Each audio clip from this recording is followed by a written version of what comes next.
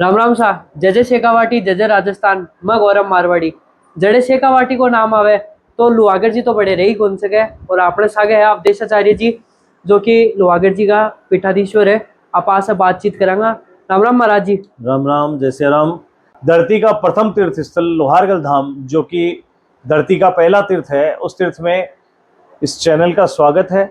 और भगवान सूर्य नारायण की नगरी में आपका चैनल, आप आगे बढ़े, भगवान सूर्यदेव से ये आप कामना करते हैं। लोहारगल धाम अति प्राचीनतम तीर्थ में आता है और तीर्थों का गुरु तीर्थ कहलाता है, क्योंकि यहाँ भगवान विष्णु का सर्वप्रथम मत्स्य अवतार यहाँ पे हुआ था। और इसी जगह पर मत्स्य अवतार होने के बाद में भगवान विष्णु के द्वारा यहाँ पर जो है इस जल को ढकवाया गया और 72 किलोमीटर में सप्त धाराओं के रूप में जलधाराएं निकली। भादव काल में, भादव के महीने में यहाँ पे 24 कोसीय सूर्य क्षेत्र की परिक्रमा लगती है। ये पूरा सूर्य नगरी जो है, इसकी परिक्रमा करने के लिए लाखों श्रद्धालु परिक्रमा में जाते हैं। सूर्य कुंड में स्नान करके भगवान सूर्य को प्रणाम करते हुए परिक्रमा चालू करते हैं। उसी प्रकार पूरे तीर्थों में होते हुए आके और परिक्रमा का समापन करते हैं। भादव में सूर्य क्षेत्र की 24 कोसीय परिक्रमा लगेगी गुगा नवमी से अमावस्या तक, और लाखों श्रद्धालु उस परिक्रमा में आएंगे। उससे पहले कावड़ का महीना आ रहा है। कावड़ सावन में भगवान शंकर की शेखावाटी की सबसे ज्यादा कावड़ उठती है यहाँ पर, यह है लोहारगढ़। ये सूर्य कुंड से एक कावड़ भर के हमारे पूरे इस सूर्य मंदिर की परिक्रमा करते हुए वापस अपने गंतव्य स्थान पर जाके भगवान शंकर की आराधना करने वाले शिष्य लाखों श्रद्धालु यहाँ पे कावड़ उठाने के लिए आएंगे। और इस तीर्थ की महिमा पुराणों में बहुत बड़ी है। इसी कारण से ये जनसंख्या, ये जनता, ये सनातनी है, ये यहाँ पे आते हैं। लोहारगल नाम पांडवों के आने के बाद पड़ा। इससे पहले इसका अलादि काल में अलग अलग नाम रहे। पहले ब्रह्म क्षेत्र इसको क्या करते थे। जब भगवान विष्णु का पूरे 72 किलोमीटर में समुद्र था तब मत्स्य अवतार हुआ, तब इसको ब्रह्म क्षेत्र कहते थे।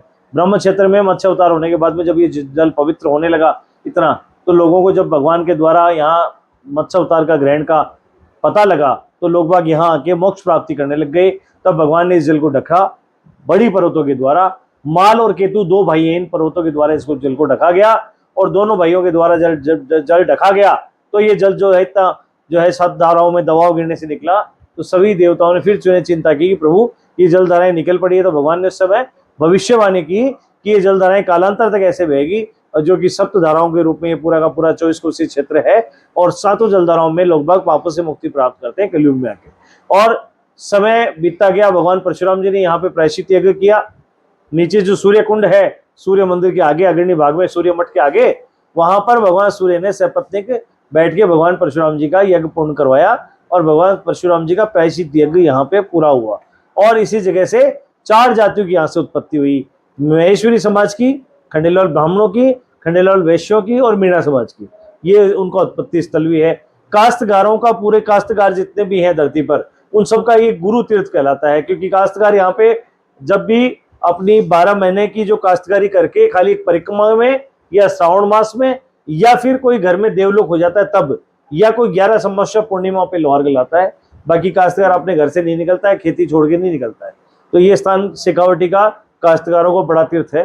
तो यहाँ काश्तकार सारे अत्यधिक ढंग से आते हैं। अपने परिवारजन को अगर कोई देवलोक हो जाता है तो उनके अस्थि विसर्जन का भी बड़ा केंद्र है। इसी जगह भगवान सूर्य की सपत्नीक पूरे विश्व में एक ही मंदिर है, यहाँ तपस्या करते हैं। भगवान यहाँ सपत्नीक विराजमान है, तो यहाँ लोग बाग आके भगवान से आशीर्वाद ग्रहण करते हैं। पूरे विश्व में जितने भी कर्मकांड या जितने भी कार्य होते हैं वो यहीं पे आके समापन होते हैं। इसी जगह सूर्य की प्रधानता है, तो सूर्य भी प्रबल होते हैं राशि में। और ये तीर्थ तो बड़ा अनादिकालीन है। खाटू श्याम जी का तीर्थ भी यहाँ, खाटू श्याम जी का शीश है वो भी यहाँ से गया हुआ है। और इसी जगह रावण ने 10 शीश दान किए, वो दशांध भी कहलाया, वो जगह भी यहीं पे आती है। और यहीं पर जो अपने भगवान कृष्ण के द्वारा बताया अनुसार पांडवों को यहाँ मोक्ष मिला। पांडवों को बहुत तरह के पापों से मुक्ति मिली। पांडव यहाँ पे आए, युद्ध किया, युद्ध करने के बाद में जब कौरवों को खत्म किया, उसका पाप लगा, उस पाप के प्रायश्चित के लिए पांडव यहाँ पे आए थे और उन्होंने गोत्रता के पाप से मुक्ति प्राप्त की। बड़ा अनादिकालीन तीर्थ स्थल है। अगले माह में जो भी कावड़ी आते हैं उनसे मेरा निवेदन है कि आप कावड़ी यात्रा में किसी भी प्रकार का मादक पदार्थ का, कोई मादक जो तामसिक जो पदार्थ है, चाहे वह शराब हो, चाहे वह किसी प्रकार का नशा हो, वह नहीं करके आए। क्योंकि भगवान शंकर कभी भी नशा करने का संदेश नहीं देते हैं। वो तो जहर को पी जाते हैं। जहर जो होता है, जो लोगों में इस समय जो मन में जो जहर घुला है, उस जहर को पीने के लिए भगवान शंकर बैठे हैं। तो यहाँ शंकर की आराधना करने आए, लेकिन नशा करके यहाँ पे कोई व्यक्ति नहीं पहुंचे। और बुजुर्गों को बच्चों को ये निवेदन है कि परिक्रमा क्षेत्र में आप नहीं आए, आप आधे दिन आए, जब भीड़ नहीं हो तब यहाँ पे आए, क्योंकि ये भीड़ का समय है। भीड़ में व्यवस्था लेके आए, अपने अपनी व्यवस्थाओं के साथ आए।